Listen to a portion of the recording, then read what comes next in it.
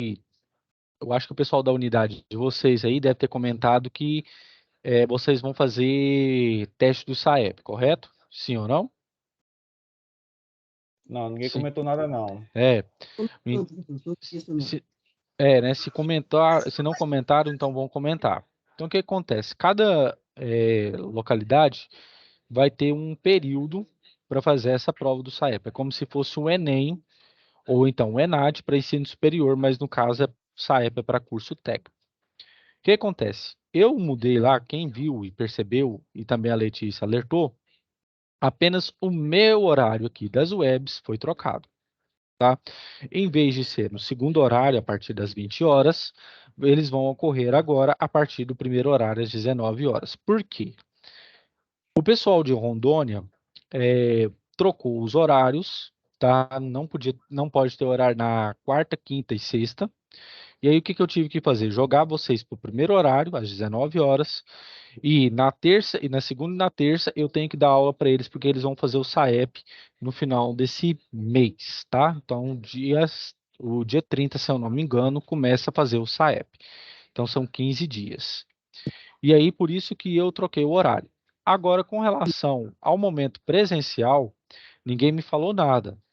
Geralmente, quando isso acontece, a coordenação tinha que me informar porque mudou o horário, ou então, se não houve professor do quadro ou extra quadro para cobrir essa questão com vocês. Mas, se a Letícia souber, que eu creio que ela deve saber que mudou alguma coisa, eu vou perguntar para ela e vou informar o meu supervisor. Porque caso der algum problema, né, eu já vou me resguardando também aqui com relação a isso. Alguém quer falar alguma coisa, pessoal, antes de nós começarmos? Essa prova do SAEP, professor, boa noite, Boa Edvaldo. noite. A prova do SAEP vai acontecer quando? E quais assuntos a gente deve estudar para essa prova? Porque Eu, praticamente nessa desorganização que houve, sim, a gente praticamente vai ficar perdido nessa prova.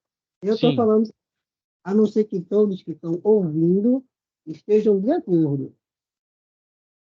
Como que é Edivaldo, né? E Edivaldo, essa prova do SAEP, ela tem como finalidade avaliar os cursos, tá?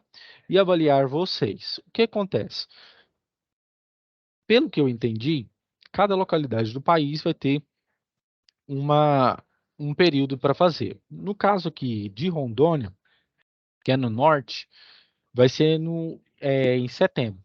Eu creio que talvez vocês, ainda não foi me passada a data, mas eu acho que vocês deve ser ou no final de outubro ou início de novembro.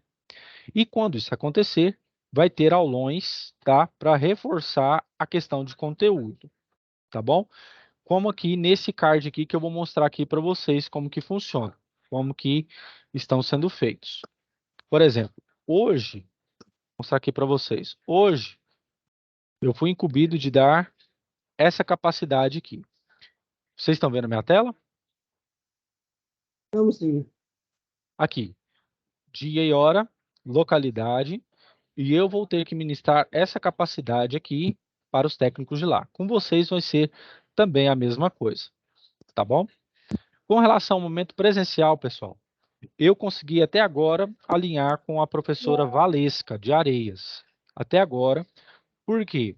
Porque foi o único contato que eu recebi, tá? E que deu certo.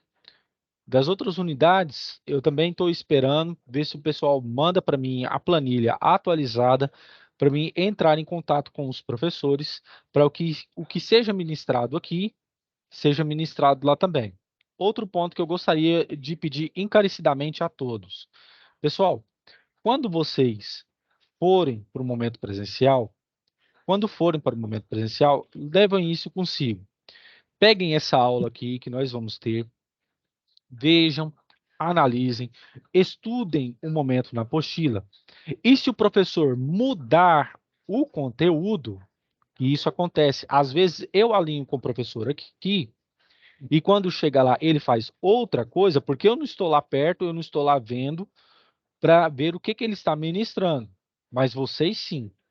E como vocês são participantes muito mais do que eu, vocês podem me falar. Por exemplo, chegar assim, professor, o professor aqui do Cabo o senhor ministrou aula sobre tal coisa, tal coisa, tal coisa, mas chegou lá, ele deu um exercício do momento aqui e tal. Ah, ele falou sobre tal coisa, ele não falou nada sobre o que o senhor disse. Por quê? Se isso acontecer, quando vocês me relatarem, eu vou fazer atas aqui, justamente para que a unidade tome essas devidas providências, como já aconteceu no caso aqui em Goiás. Eu tinha alinhado com o professor uma semana antes, e o que que nós fizemos? Eu e o meu supervisor, nós fomos lá na unidade. Quando chegamos lá, o professor estava dando uma coisa totalmente diferente. E eu já tinha a ata escrita, tinha o vídeo gravado sobre o que eu tinha alinhado com ele, as fotos daquilo que enviei no WhatsApp, e ele fez algo totalmente diferente. Por isso eu peço a vocês, pessoal, qualquer coisa, qualquer problema, qualquer discrepância do que está sendo visto aqui, vocês, por favor, me alertem. Matheus, por favor, você pode falar. Você levantou a mão. Boa noite, professor. Boa... Desculpa, boa noite.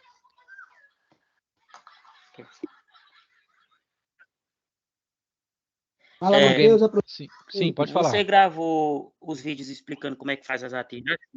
Sim, está na a primeira atividade. Se você gravou os vídeos que você disse que ia gravar.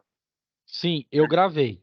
Está na aba Biblioteca, tá? Todas as vezes que tiver esse tipo de coisa, o vídeo sobre com relação à questão vai estar na aba Biblioteca. Contudo, foi bom você ter perguntado aqui.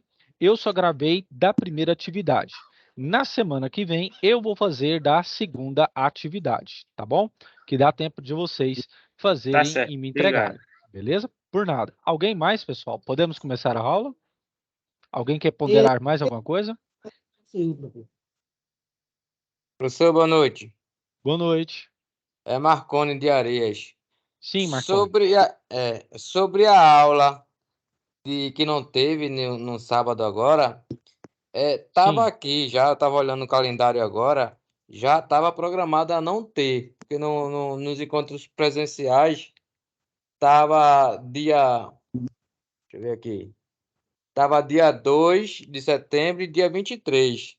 Então o calendário já estava previsto aqui de Arias, né? A não ser as outras Certo. unidades. Então, no caso, é só sábado agora que vai ter para vocês aí, né? Isso.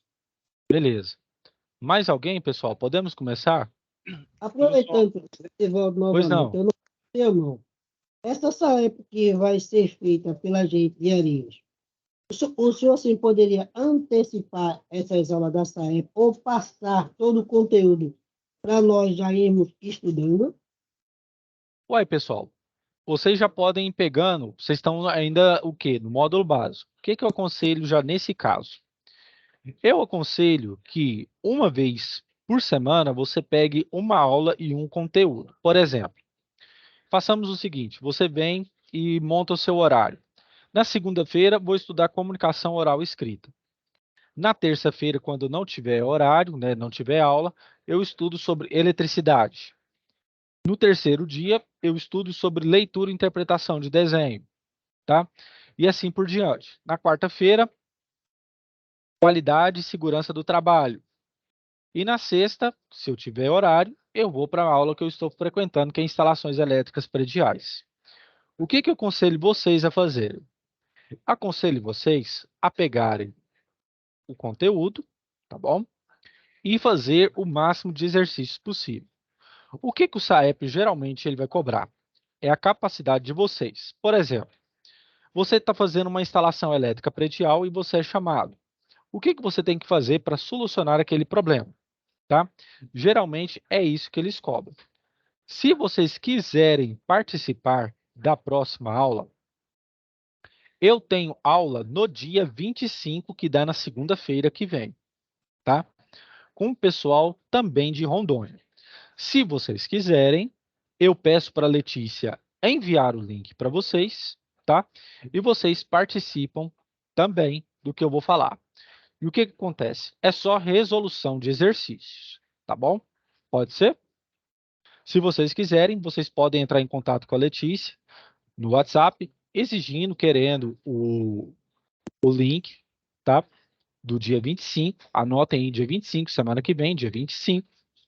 Eu vou ter uma aula, um aulão do SAEP, e se vocês quiserem participar, eu peço para ela passar para vocês no grupo, tá? Juntamente com o card mostrando a hora que vai acontecer. Beleza?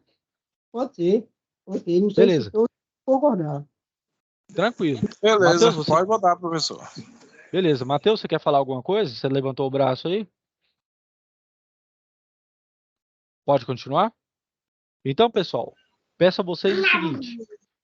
Alguém levantou o braço aí? Alguém? Matheus? Então vamos continuar. Então é o seguinte, pessoal.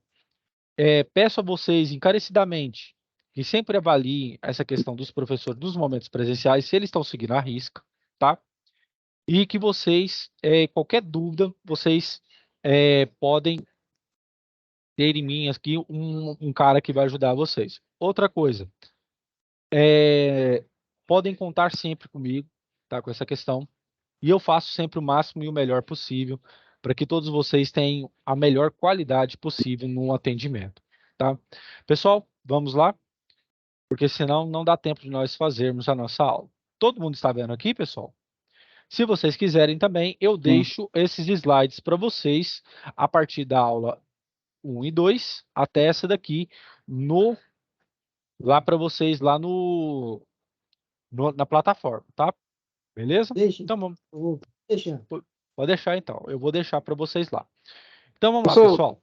Pois não. Professor, só para encerrar rapidinho para encerrar. Conforme Sim. o cronograma já foi prevista devido à necessidade em alinhar teoria versus prática nesse sábado, dia 16 do Sim. 9. Não haverá Sim. aula. Foi feita alguma reunião com o senhor nesse sábado para alinhar essa situação? Porque não teve aula para fazer isso. O senhor está entendendo o que eu estou dizendo? Peraí, você é de onde? Areias. Areias? Uai, me falaram agora, teve o pessoal que me falou que parece que não teve aula e eles avisaram de última hora, não foi? Foi. Não, ela passou uma mensagem para a gente que já estava tendo cronograma, que não ia ter aula, que ia fazer um alinhamento prática versus teoria, com o senhor e com a professora de prática. Se Sim. teve, beleza, mas aí a gente perdeu uma aula prática no sábado, você está entendendo onde eu quero chegar? Que não vai mais ser reposta, no caso. Aí, no caso, o que a gente vai esperar da unidade isso? Um outro calendário mostrando um outro dia para que vocês possam ter, para que eles possam suprir essa aula de vocês. Isso. Eles é quem vão definir. Por quê? No momento EAD, beleza. somos nós. O momento prático é a unidade. Então, é a unidade que organiza os dias e o horário para ver como que vai fazer isso. Por exemplo, isso aí aconteceu com uma das turmas aqui, tá? Só para terminar, aconteceu com uma das turmas aqui. Por quê?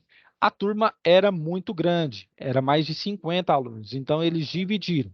Então, no sábado foi a turma A e no outro sábado foi a turma B. Então, eles dividiam essa questão. Então, a unidade nos informou que tinha dividido essa turma e tinha mandado para nós um outro calendário. Tá ok? Podemos começar então, pessoal? Eu sanei sua dúvida? Sanou, pode sim, professor. Obrigado. Beleza. Então, vamos lá, pessoal. Seguinte. Dentro do ramo de instalações elétricas prediais, o que eu tenho que ter noção? Eu vou ter que ter noção daquilo que eu estou tratando e daquilo que eu estou mexendo. Como eu mostrei um vídeo para vocês no final da aula a respeito da automatização de casa, vocês perceberam que quando o autor do vídeo pediu para que a Alexa abaixasse a cortina em 90%, tinha um motor na cortina que obedecia os seguintes comandos. Então, no caso de uma instalação elétrica predial ou de uma instalação residencial, você tem que ter noção daquilo que você está executando. Por exemplo, a primeira atividade, você tem que ver e analisar o desenho e mostrar como resolver aquelas situações. Por exemplo, tem ligações lá que você não tem o terra. Tem ligações lá que você não tem o neutro naquele desenho. Tem ligações lá que a tomada ela tem que estar em cunho baixo. Tem parte daquele desenho que a tomada está em cunho alto e tem que ser em cunho baixo. Por exemplo, se eu tenho um ar-condicionado naquela instalação, a minha tomada ela tem que estar em cunho alto. Ela não pode estar em cunho baixo. E assim por diante. Tá ok? Então, quando você faz uma instalação elétrica, você tem que ter a noção dos condutores elétricos que você está mexendo naquilo que você está trabalhando. O que são condutores elétricos? São componentes justamente com a finalidade de levar energia para os equipamentos ou então dispositivos para consumo. Um ponto aqui muito importante. Quando você fala desse tipo de equipamento aqui, como aqui no caso do tipo de condutores que eu estou alinhando, esses tipos de condutores que vocês estão vendo aqui é justamente o que se parece muito com as fibras ópticas hoje em dia, tá? Por quê, professor? Em relação a um condutor, o que acontece? Deixa eu mostrar aqui para vocês. Deixa eu ver se eu acho aqui um desenho.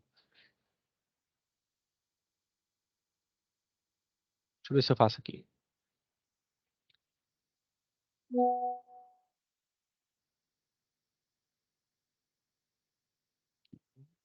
E eu vou fazer assim. Vou aumentar a espessura. E vou aumentar aqui a espessura. Suponha que isso aqui é o interior de um cabo elétrico desses aqui, de um condutor elétrico. O que eu tenho? Eu tenho aqui dentro partículas, certo? Eu tenho aqui movimento de partículas. Então, eu tenho aqui um elétron, por exemplo. Isso aqui é uma infinidade, eu tenho aqui diversos elétrons. Que é a energia elétrica, que é o quê? Minha corrente elétrica. Quando a minha corrente elétrica está em movimento, eu gero aqui dentro campo elétrico e, respectivamente, gero campo magnético. Todo mundo conhece isso muito bem. Pois muito bem. O que acontece? O meu condutor elétrico, ele tem que ter uma dimensão própria para que a minha carga ela possa chegar efetivamente no meu equipamento sem causar danos. Professor, isso pode alterar alguma coisa? Sim. Dependendo da bitola do fio que você está trabalhando, se você não seguir as normas, como a NBR 5444, que ela não é obrigatória, mas ela é um ponto norteador. Sim, pois não. Alguém ia perguntar alguma coisa? Eu não tô conseguindo ver a tela, não. Quem que está falando? Arthur Adelino? Assis. Arthur? Faz o seguinte, saia e entre de novo na sala. Talvez seja problema na sua internet. Todos aí estão vendo? Sim ou não? Todos estão vendo Tô a vendo, tela? professor. Então Sim. Tô deve, vendo. Professor, então deve ser a sua. Tenta Tô vendo. sair e entrar de novo.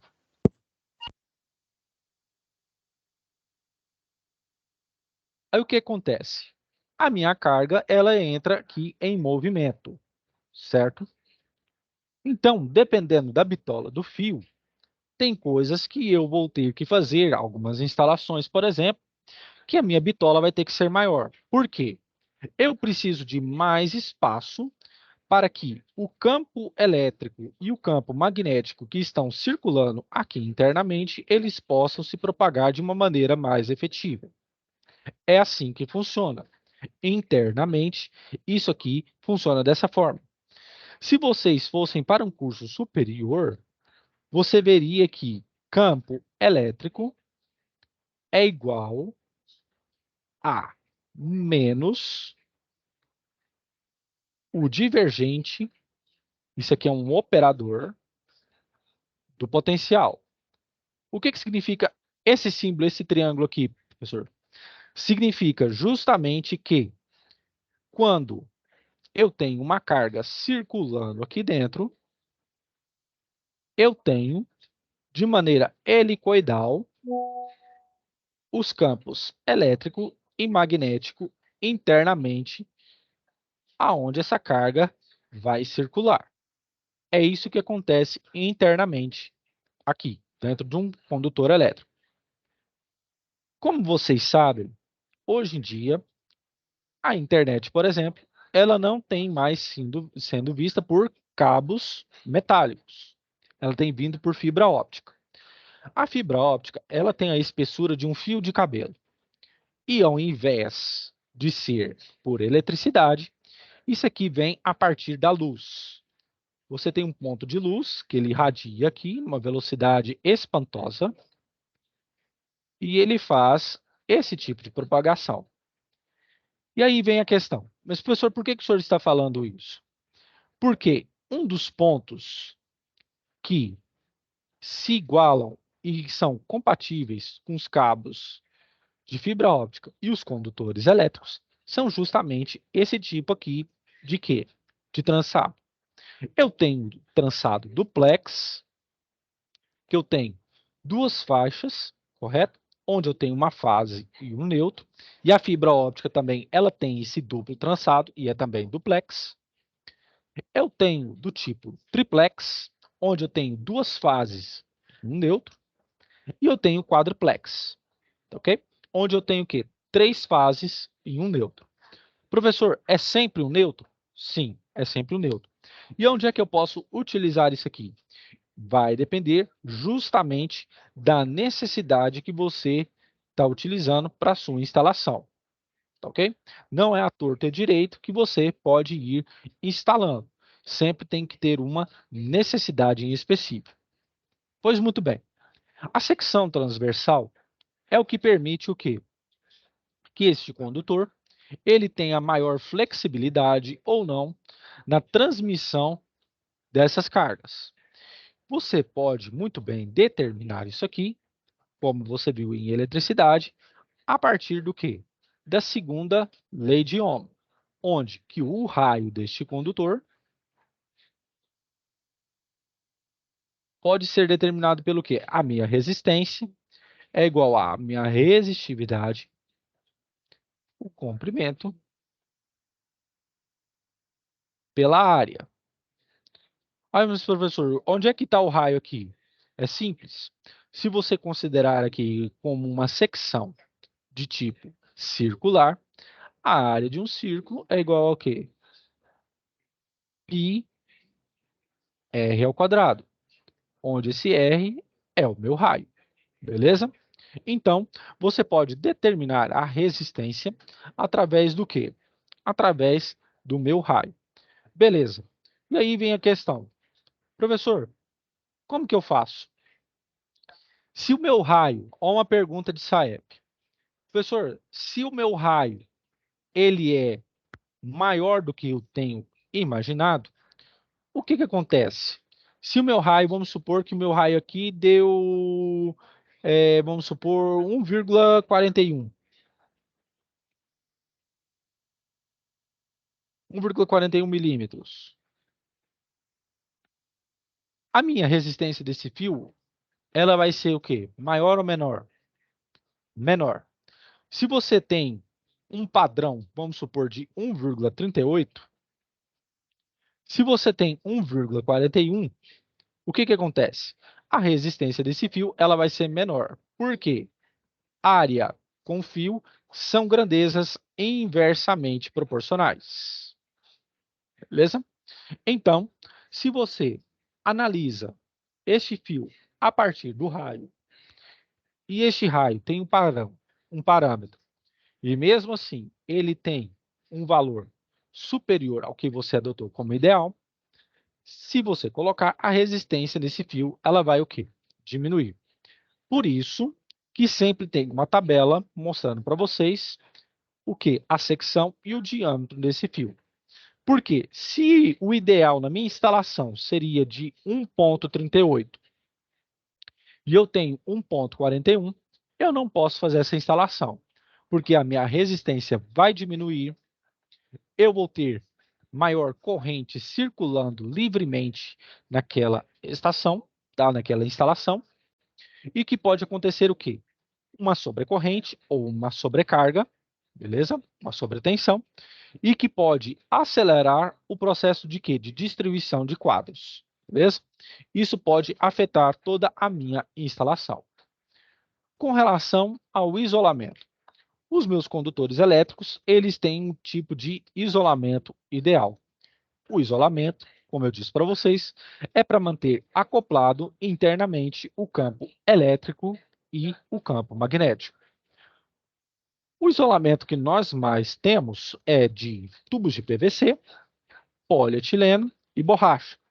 Esse material aqui é o que nós utilizamos muito para a confecção de caixas de isopor, que nós chamamos de polietileno expandido, tá? Então, o isopor, ele vem a partir do polietileno.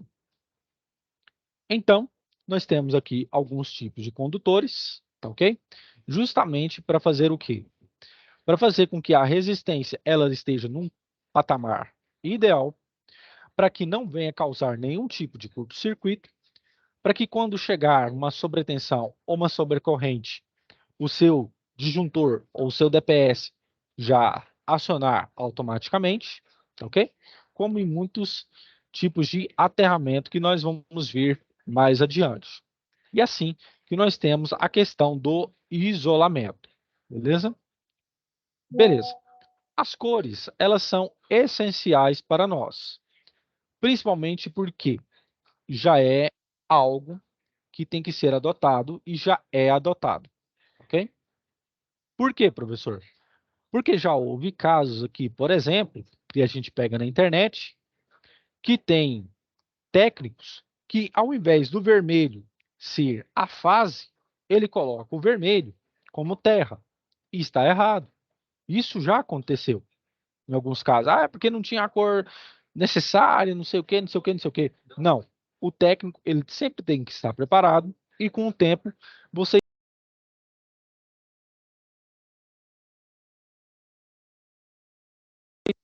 vocês vão amenizar, vocês vão memorizar as cores padrão para a instalação predial correta. Por exemplo, verde e amarelo, eu tenho o meu terra. O vermelho, preto ou marrom é o que? É a minha fase. O meu neutro, ele sempre tem que estar da cor azul, ou mais claro, ou então mais escura.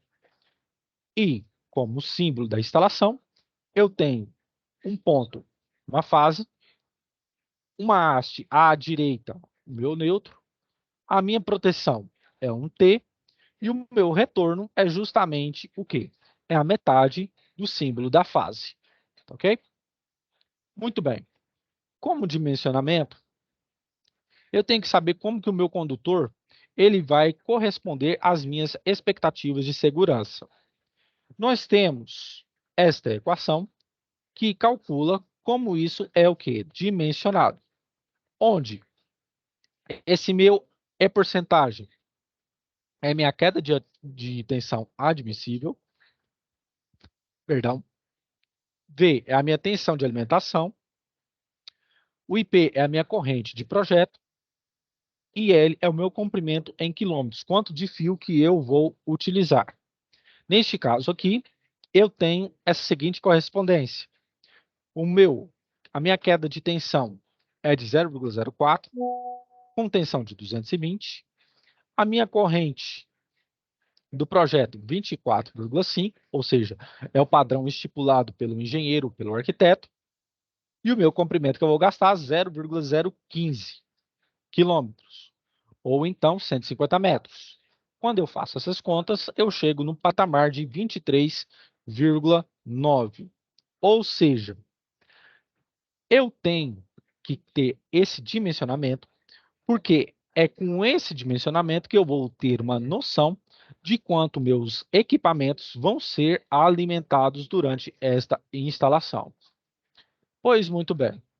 Com relação à instalação, os meus condutores elétricos, eles devem ser instalados de maneira adequada e seguindo as devidas recomendações. Sempre de maneira o quê? Protegida, tá? Tanto internamente com os fios, como externamente com este agrupamento de fios. Tá ok. Eu tenho que ter um distanciamento ou um diâmetro interno que permita que isso aqui caiba, esse conjunto de fios, da melhor forma possível, sem que haja o quê? Mistura, e não sentido de mistura, mas também de... Eu perdi a palavra, não é mistura, mas emaranhado, ficou melhor, tá? Desses condutores elétricos que são fundamentais e especialmente sabendo que eles conduzem corrente elétrica de uma forma segura para cada instalação. Beleza. E vamos agora para os dispositivos de proteção. O que são dispositivos de proteção?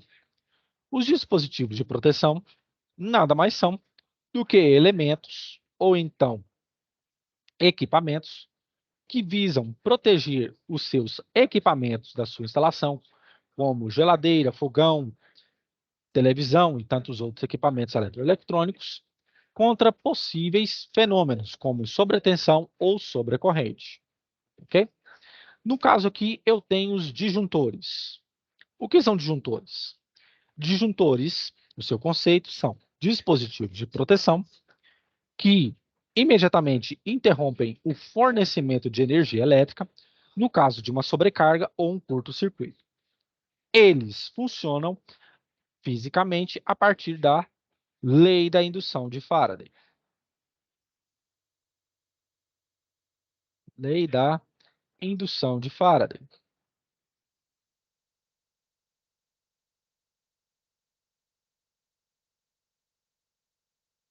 Lei da indução de Faraday. Por quê, professor? Quando há um surto enorme de corrente ou de uma tensão, há um surto muito grande também de campo elétrico e magnético. Lembre-se sempre, cargas elétricas em movimento constituem e conflagram, ou seja, fazem surgir campos elétricos e, consequentemente, campo magnético. Quando eu tenho uma sobrecarga ou um curto-circuito, o meu campo elétrico ele desponta até um certo valor. E internamente dentro do disjuntor, eu tenho o que? Espiras, que quando elas percebem a anomalia no campo elétrico e, consequentemente, no campo magnético, elas, evidentemente, cortam o fechamento, elas abrem, né, a chave, ou melhor, fecham a chave, cortando o fornecimento desse valor altíssimo de tensão para o resto do equipamento. Tudo isso vem a partir da lei da indução de Faraday. Quando há variação no campo elétrico ou magnético, há fechamento de uma chave que interrompe justamente com que haja a permanência ou então progresso desse valor absurdo de curto-circuito. Então, o meu disjuntor ele funciona a partir da lei da indução de Faraday. Outro dispositivo de proteção são os que? Os meus DPS. O meu DPS, justamente, ele promove proteção contra surtos de tensão provocados por descargas atmosféricas. Ou então, quando a gente faz alguma manobra na rede elétrica, principalmente quando um transformador queima, tá? Ele tem essa finalidade. E que são instalados no quadro de distribuição. São muito utilizados, principalmente no setor de quê? No setor médico. Por quê? O aterramento IT, ele tem uma particularidade que os outros TT e TN não têm. Então, promove justamente para evitar descargas atmosféricas ou então que você está manobrando na rede. E o que acontece? O meu centro cirúrgico, ele tem que funcionar naquele momento. Eu não posso ficar sem energia. Então, o DPS, ele é muito encontrado nos quadros de distribuição, tá? Dentro dos hospitais, principalmente, mas em outras instalações elétricas, ele também é encontrado. Mas, principalmente, nessa parte aí, quando eu falo de aterramento. Eu tenho DR, que são os meus interruptores diferenciais, que são dispositivos que detectam correntes de fuga na instalação elétrica, que nós chamamos aqui de correntes de Foucault. Tem um nome mais chique. Corrente de Foucault.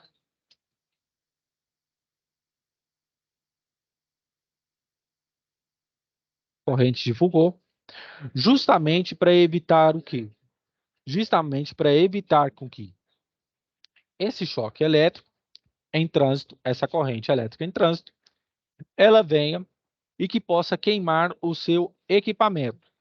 Okay? Ela funciona também, o interruptor diferencial, funciona justamente para o quê? Para que fazer com que essa corrente de fuga, ela não entre no seu equipamento, não entre nas suas instalações e você venha perder ela por completo. Professor, essa corrente de fuga, a gente vê ela muito aonde?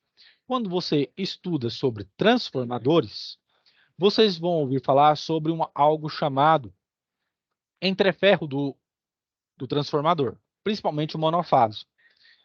Quando eu tenho entre o entreferro a circulação de corrente, há as correntes de fuga também. Essas correntes de fuga é o que promovem o quê? A perda de material. Ou seja, se o meu núcleo é um núcleo de ferro, essas correntes, quando elas não são tratadas da maneira correta, ou seja, quando elas não são ligadas diretamente ao solo, para que o material ele fique o mais enxuto possível, elas causam o quê? Elas fazem com que o material ele se deteriore muito mais rapidamente. Isso provoca o quê? Aumento do custo para a instalação de um novo material. Ok? É por isso que em alguns motores elétricos, tá ok? Essas correntes acontecem, é que nós utilizamos o quê? O verniz para justamente fazer com que elas diminuam ao máximo possível e nas instalações elétricas, os DRs também ocupam essa finalidade. Eu tenho o fusível também. O que é o fusível? O fusível, ele tem como objetivo interromper o fornecimento de energia elétrica em caso de sobrecarga ou curto-circuito. Muito bem. Professor, existem circuitos de corrente contínua, de corrente alternada, que eu posso utilizar o fusível? Sim, existe. Mas, dependendo daquilo que você pode utilizar, ele pode servir também como chave daquilo que você está trabalhando. Dependendo, se você colocar um fusível em paralelo com um transistor, você pode fazer com que haja o quê? Maior capacidade de corrente sendo fornecida para ele, ou então menor capacidade, dependendo daquilo que você está trabalhando. Os que nós usamos mais atualmente para circuitos pequenos são esses aqui, tá ok? São os circuitos, são os fusíveis mais longos, tá? Então, eu tenho esse tipo aqui de equipamento que tem essa finalidade, interromper essa corrente elétrica absurda.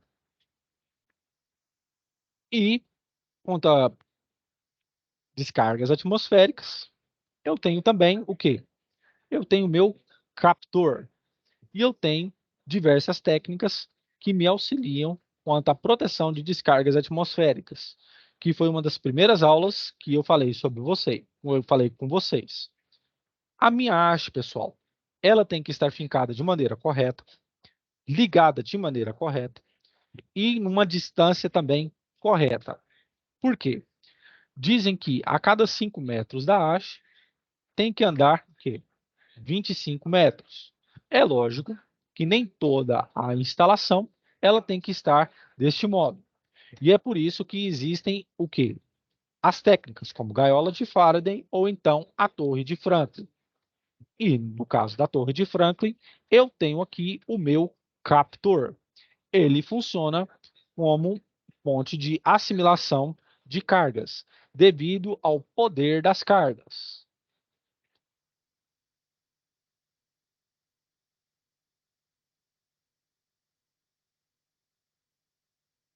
Poder das cargas. Poder das cargas. Por quê? Quando eu tenho uma tempestade forte se aproximando, eu tenho aqui em volta um campo elétrico. E o que acontece? Se eu tenho um campo elétrico aqui em volta, eu estou atraindo cargas para que ele venha o quê? Entrar. Ou seja, eu estou criando um canal conector que vai jogar essa carga diretamente para a Terra. Então, eu tenho isso em mente. Lembre-se, quando eu falei sobre a questão de tempestade, eu tenho o campo elétrico conectante e eu tenho o campo elétrico o quê? Se formando. O que se forma nas nuvens é o campo elétrico de formação. O que eu tenho, como aqui no caso do conector, eu tenho um campo elétrico que conectante, que vai fazer com que o acúmulo de cargas aqui venha diretamente para o solo, ok? Dispositivos de manobra. Eu tenho como dispositivos de manobra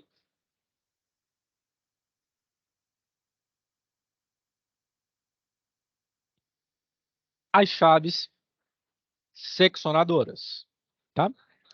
As chaves seccionadoras, elas têm como papel interromper o fluxo de energia elétrica em diversos circuitos, principalmente a fim de desligar o quadro de distribuição. Professor, aonde que a gente vê muito isso aqui? A gente vê muito isso aqui, principalmente na área industrial, tá ok? Principalmente no acionamento de motores. A gente vê muito isso aqui. Justamente para fazer o quê? Realizar manutenções desses equipamentos elétricos, tá? Motores de médio e pequeno porte. Como outro equipamento, eu tenho os interruptores. Eu tenho os interruptores do tipo simples, do tipo paralelo, do tipo intermediário e interruptor duplo. E cada um deles tem o quê? Tem a sua simbologia. Para o meu interruptor do tipo simples, no diagrama unifilar, eu tenho esse tipo de simbologia. No multifilar, esse tipo de simbologia. Para o meu interruptor em paralelo, esse tipo de simbologia no unifilar e no multifilar, esse tipo. O interruptor intermediário, esse tipo de simbologia no unifilar, no multifilar desse tipo. No meu interruptor do tipo campainha ou pulsador, né, ou interruptor duplo, eu tenho esse tipo, ou então esse tipo, que vocês, com o tempo, vão assimilando. Os comutadores também permitem que haja mudança no circuito e são muito utilizados para o quê? Mudanças do tipo de ligação, principalmente em caso de motores elétricos. Vocês sabem muito bem que, dependendo do motor com que você está trabalhando, você precisa que a corrente, ao invés de ser alternada, ela tem que ser o quê? Contínua. Então, existem diversos tipos de atuadores, retificadores, que vão fazer esse processo. Então, quando eu tenho esse tipo de processo que eu tenho que mudar o tipo de corrente, eu posso utilizar um comutador. Se eu quero que a minha corrente seja do tipo contínuo, o meu motor seja de corrente contínua, eu tenho que comutar. O que é comutar? É eu colocar o padrão ou parâmetro daquilo que eu quero que funcione.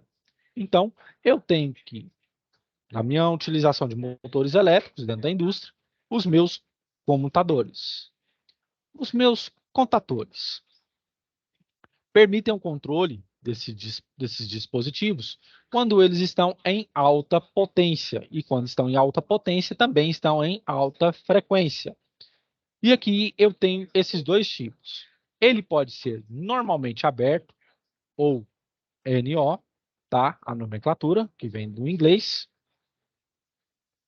Not open, não está aberto, tá? Normal ou quando ele está atuando. E o normalmente fechado, ou normal closed, que vem do inglês, que tem esse tipo de simbologia, tá? Isso aqui, pessoal, nós utilizamos muito quando nós vamos simular o funcionamento de um CLP, que é um controlador lógico programado. Existem diversos tipos de softwares que fazem esse tipo de simulação. Um deles é o software Zelio Logic, que é da Schneider, ele é gratuito, e ele faz esse tipo de simulação também. Nós temos os relés. Os relés também permitem o quê? Atuação para proteção e também para manobra, do tipo que eu tenho que automatizar algum outro dispositivo. Por exemplo, eu quero automatizar o meu, vamos supor aqui, o meu transformador, um TC, por exemplo, uma instalação lá de aterramento no centro médico, por exemplo. O relé, ele vai me ser muito útil, porque se alguma companhia ou alguém estiver mexendo na rede lá fora, o relé, ele vai ter o quê? Essa predisposição que vai estar ligado justamente ao meu dispositivo de proteção do DPS, que vai me garantir se a corrente que vai entrar no transformador, ela vai ser ideal ou ela vai estar abaixo do quê? Da quem? Que eu estou necessitando. Então, pessoal, o relé, ele é um dos equipamentos mais utilizados industrialmente, pois ele garante a proteção não somente de equipamentos elétricos, mas também de pessoas, tá? Contra eventuais curtos-circuitos. Pessoal, na Professor, próxima aula, sim, pois não.